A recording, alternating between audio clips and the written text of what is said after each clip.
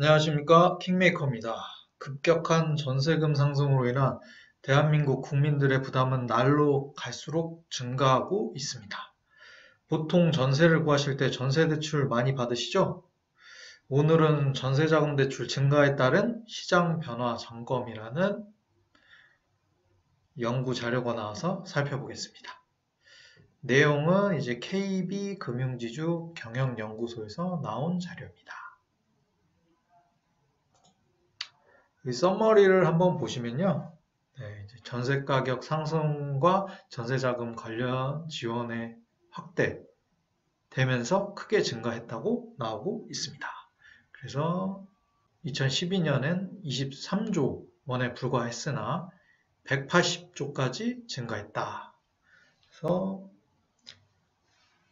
물론 서민 주거 안정을 위한 지원 수단이지만 투자 수요랑 가격 상승 요인으로 인해서 전세 가격이 많이 상승한 것 같습니다. 그리고 결론 부분에서 이제 전세자금 원리금 상환 유도랑 DSR 포함 취약계층 중심의 공적 보증 등 관련 제도 정비 이렇게 나와 있습니다. 이 부분은 사실 좀 실행을 하게 되면은 가계 가처분 소득이 떨어져서 경기 둔화나 이런 걸 가져올 수 있기 때문에 좀 신중한 접근이 좀 필요하다고 생각이 되고요. 주거 취약계층에 대한 지원 확대는 좋은 것으로 생각돼서 좀 더 제도를 정비할 수 있으면 또 좋겠다는 생각이 좀 듭니다. 그럼 내용 안에 이제 내용들을 한번 살펴볼까요? 전세자금 대출 현황, 한도 기준이 높고 금리는 상대적으로 낮음. 전세보증금 80에서 90%까지 대출. 전세 월세 전환율이 4%대보다 낮음. 이렇게 나와 있습니다. 그러니까 보증금 한도가 80에서 90%를 대출해 주니까 전세금 상승이 예상되어 있었네요. 그리고 이렇게 공공자금 이렇게 보시면 재원으로 해서 전세자금 대출의 성격은 한도는 좀 낮지만 이제 금리 조건이 좀 유리하다고 되어 있습니다. 보증서 담보대출이라는 용어가 나오는데 요거에 대해서 한번 제가 설명을 해드릴게요.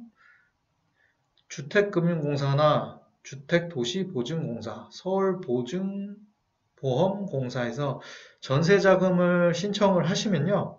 전세자금 대출을 해주는 실질적인 은행에게 보증금 대출 원금을 얼마만큼 보장을 해주겠다라는 문서입니다, 이게. 그래서 공사는 나라에서 하는 기업이므로 신용 등급이 높기 때문에 그만큼 낮은 이율로 서민들이 이용을 할 수 있게 되는 것입니다. 여기 보시면 서민 주거 안정으로 해서 신혼부부랑 청년에게 지원을 확대한다고 써 있습니다. 그래서 요건 여기 보시면 되고요. 요게 이제 전세자금 대출의 이제 줄거리를 한번 말씀드리면 2010년부터 주거 안정 차원에서 전세자금 대출 지원이 확대되기 시작했습니다. 그래서 전세 대출이 오히려 주택가격 상승을 유발한다는 지적이 나왔었고 고액 대출을 중심으로 지원이 제한되기도 했으나 2015년 민간 보증 중심으로 급격하게 전세 자금 대출이 확대되었습니다.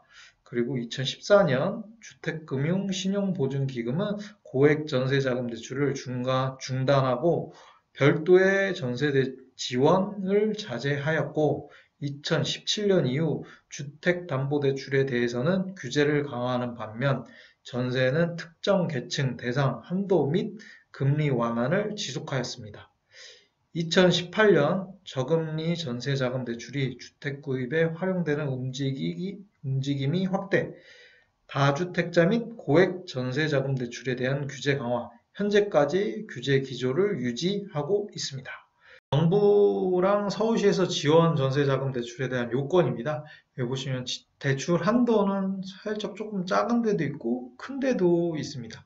근데 여기서 제일 중요한 거는 대출 금리가 1%대라서 엄청 저렴해서 이제 사람들이 좋아할 것으로 생각이 됩니다.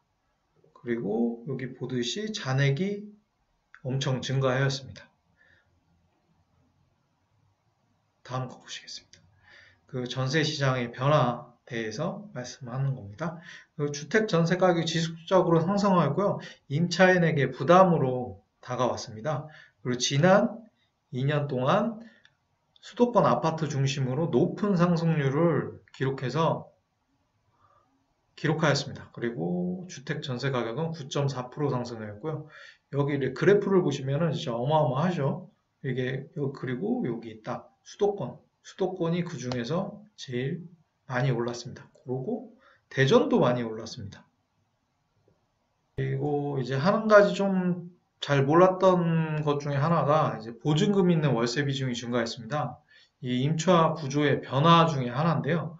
쉽게 말해서 이제 전세가 조금 없어지고 월세가 좀 더 많이 거래가 됐다. 이 말입니다. 그래서 보증금 있는 월세가 계약이 많이 됐다. 보시면 이것도 이제 슬 올라가죠. 올라가는 각도가 보입니다. 네. 요게 사실은 이렇게 나아가지는 이유가 월세를 선호하는 임대인과 높아진 전세 보증금을 감당하기 어려워진 임차인의 니즈 때문에 이제 좀 나타나고 있고요. 그리고 특히 서울 아파트 같은 경우 2020년 5천만 원 이상 가구의 비중이 24%나 증가했습니다. 여기 보시면 여기 5분위, 여기도 5분위가 각도가 가파르죠. 이거 보시면 5분위라는 게 소득 상위 계층이라고 생각하시면 될 것 같아요. 그 전세 가격이 더 큰 폭으로 상승했습니다. 아무래도 이것은 똘똘한 한 채를 추구하게 되면서 입지 조건이 우수한 지역들에 더욱 매매가와 전세가가 오르면서 나온 현상이라는 생각이 듭니다. 그리고 이사를 하게 된 이유들인데요. 보시면 시설이나 설비가 양호한 집으로 이사하겠다는 응답자가 48%나 되었습니다. 그리고 직주 근접이나 직장 변동 요 두 가지가 제일 많이 나왔었네요. 그리고 2014년도에는 사실은 좋은 지역, 교통편의, 문화, 공원, 녹지 등으로 좋은 지역으로 가기 위한 거였지만 이런 것들이 조금 시간이 좀 지나면서 변경이 되었습니다. 여기 보시면 이제 그래프를 보시면요. 퍼센트 대비 전세가율 비율입니다. 보증금 비율이라고 보시면 될 것 같아요. 쉽게 말해서 여기서도 보시면 80에서 100%는 계속 내려가고 있죠. 80에서 20% 구간들이 위로 상승하는 게 보입니다. 이게 월세 비중이 높아지는 겁니다. 그리고 오른쪽을 보시면 5분위 주택이라 그래서 5분위 주택 여기 쉽게 말해서 고가주택이라고 생각하시면 될 것 같습니다. 그게 월세 비중이 훨씬 높아졌습니다. 이게 서울 및 광역시 모두 전세 가격이 급격히 상승이 되었고 매매 가격 상승에도 영향을 주었다는 생각이 좀 듭니다. 그리고 여기 이쪽에 보시면 여기도 이런 식으로 해서 여기 서울 아파트 가격 추이랑 전세 아파트 가격 추이 6개 광역시입니다.